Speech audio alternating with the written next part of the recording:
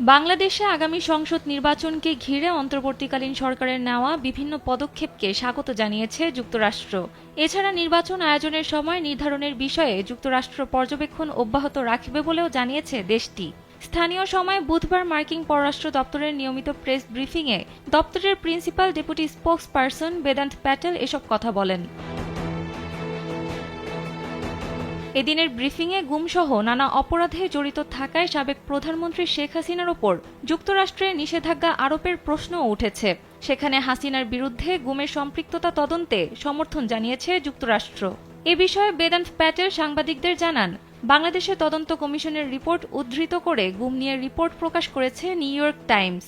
এলো ভিশন মুশকিল আসান অফার। যে কোনো ব্র্যান্ডের পুরনো ফ্রিজ নিয়ে চলে আসুন ভিশন শোরুমে আর নিয়ে যান নতুন ভিশন ফ্রিজ 20% পর্যন্ত ছাড়। তদন্ত কমিশন গুমের ঘটনায় সাবেক প্রধানমন্ত্রী শেখ হাসিনার জড়িত থাকার প্রমাণ পেয়েছে। বাংলাদেশে গুমের ঘটনায় জড়িতদের বিরুদ্ধে যুক্তরাষ্ট্র এর আগে নিষেধাজ্ঞা আরোপ করেছে।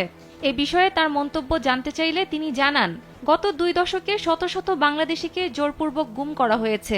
এমন প্রতিবেদনে আমরা গভীরভাবে উদ্বিগ্ন। জোরপূর্বক গুম একটি গুরুতর মানবাধিকার লঙ্ঘন, যা ভুক্তভোগীদের অনির্দিষ্ট সময়ের জন্য আটক বা নিখোঁজ হওয়ার মতো মানসিক যন্ত্রণা দেয়। সেই সঙ্গে তিনি অন্তর্বর্তী সরকারের এই অপরাধের তদন্তের প্রচেষ্টাকে স্বাগত জানান এবং ভুক্তভোগী ও তাদের পরিবারের সদস্যদের জন্য ন্যায় বিচার নিশ্চিতের জন্য ন্যায্য ও স্বচ্ছ প্রক্রিয়াকে উৎসাহিত করেছেন বেদান্ত প্যাটেল। এছাড়া বাংলাদেশের সংখ্যালঘুদের নিরাপত্তা ইস্যুতেও নিজেদের প্রতিক্রিয়া জানিয়েছে ওয়াশিংটন।